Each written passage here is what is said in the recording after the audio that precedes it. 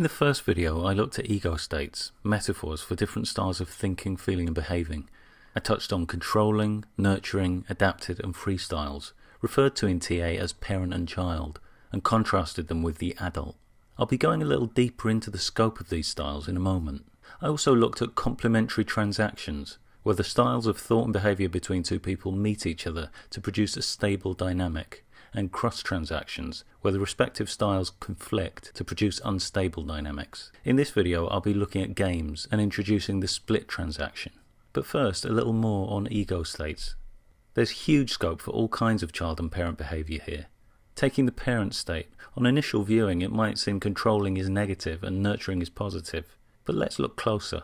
Controlling can cover some very negative traits, like bossy, autocratic, fault-finding and dismissive. But it can also lead to positive experiences, where structure and direction is needed. Criticism can be given in constructive, considerate ways. Nurturing might seem positive when it's expressed in support, compassion and care, but it can also be smothering, stifling and overprotective, and end up feeling more critical than nurturing. The same with the adapted and free child styles. In free mode, we can be egocentric and selfish, wild and inconsiderate, but we could be creative, playful, curious. Adapted mode refers to how we've changed ourselves in response to rules laid down by authority.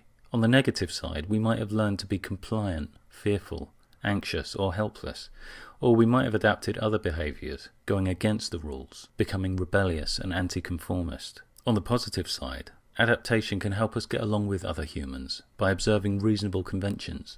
Of course, with all of these factors, there are degrees. Take compliance. Like every factor here, it can range from weak to strong. Compliance can be expressed in many ways. It can be passive, reacting to people's wishes, or anticipatory, predicting people's wishes. The scope of human behaviour here is vast, which is great news for dealing with games. Rather than being locked into 2 or 3 fixed responses, there's huge room for creativity and individuality. Here's a scenario. Person A says they have some problem. Person B starts suggesting solutions.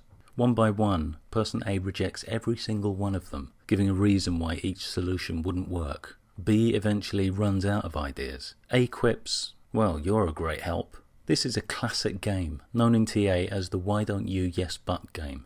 In his book, Games People Play, TA's founder, Eric Byrne, outlined many such games. So why is it a game? Well, because what was being said didn't match what was going on psychologically. On the surface, from their conversation, it might be thought that A was looking for help and B was offering it. But underneath, A didn't want help at all. What A actually wanted was attention and justification of her own inaction. What was going on with the ego states here? Well, on the social level, it looked like adult-adult. B was offering reasonable, practical adult suggestions, and A was pointing out reasonable, practical flaws. But beneath that, on the psychological level, A's coming from a helpless, victim-y child position, and B's responding to that tug by adopting a rescuing parent style. This is what's known as a split transaction, reflecting the split between surface appearances and ulterior motives. A brings the game to an end, changing to a critical parent, with B changing to helpless child. This change of states at the end of a game is known as the switch. The switch is followed by what's known as the cross-up, a period of disorientation when the target of the game realises they've just been had.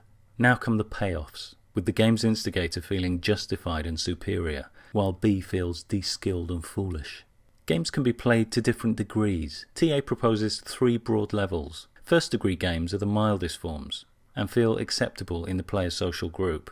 Players in second degree games prefer to distance themselves from the game, and don't share it with people they know. Third degree games can lead to injury, death and criminal charges. Some suggest there's a 4th degree, played through politics, affecting communities, nations and the planet.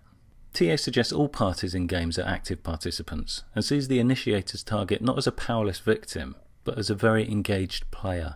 To reflect that idea, TA assigns names to the contributions of the respective players. Player A initiates a game with a con, an invitation in the form of a split transaction. For a game to proceed effectively, player B must accept the con on both levels. By doing this, in TA terms, B reveals their gimmick, some kind of need that B has, which A can exploit. It could be a need for approval, or to seem wise or superior, or even inferior. By the way, we now have all the components of the TA Games formula. A game is defined as a combination of a con plus a gimmick, leading to a series of exchanges or responses between the players, which form the bulk of the game, then finally to a switch, a cross-up, and the payoff. Stephen Cartman provided another way to conceptualize games in his famous drama triangle, employing the three dramatic roles of victim, persecutor, and rescuer.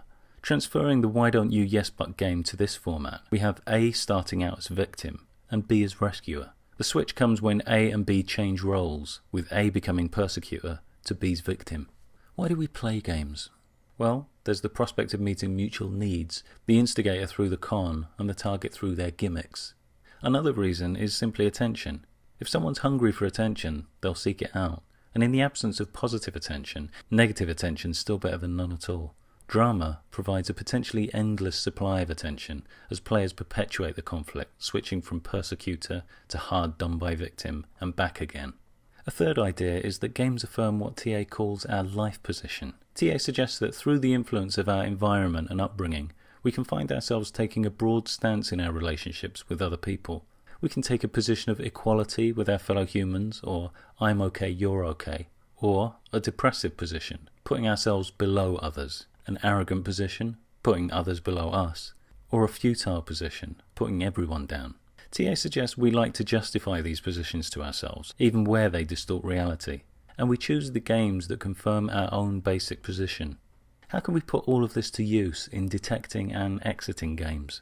Well, a point I'd like to emphasize first, which applies to the whole series.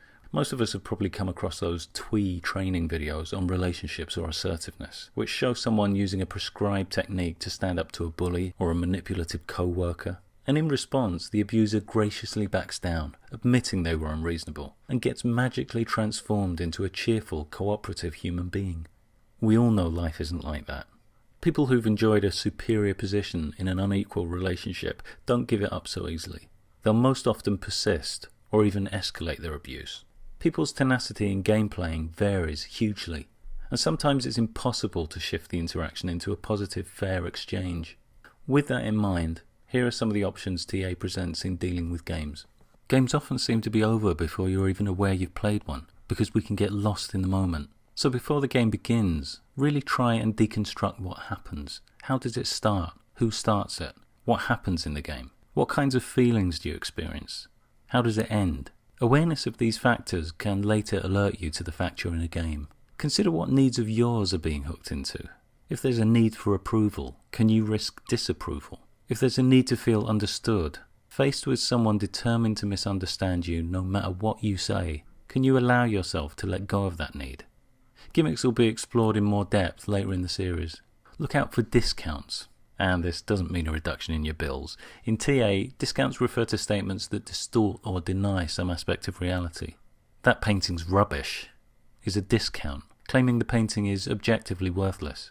I don't like that painting is not. Games always entail some kind of discount. Due to the split nature of gamey transactions, there's often a characteristically slippery feel to them. For instance, maybe someone's trying to come across as your friend while actually putting you down. That slippery feel can be a warning. If you become aware that you're in a game, there are various options to consider. You could share your awareness of the game with the other player and invite them to step out of it with you. Respond from adult.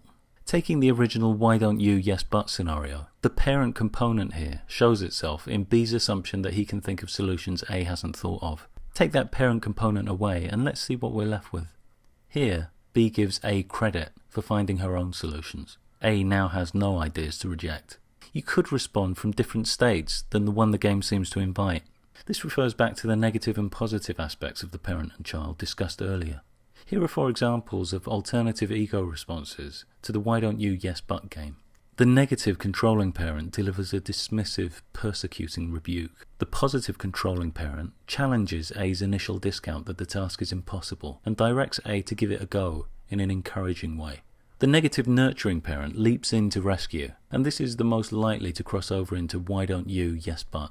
The positive nurturing parent is willing to help but invites A to give the direction. In this way, A retains responsibility for the problem. If someone's determined to persist, despite reasonable responses and the repeated communication of boundaries, the best move might be to just flat out unplug from them. there's little to be gained by reasoning with people who are stuck in a dramatic role.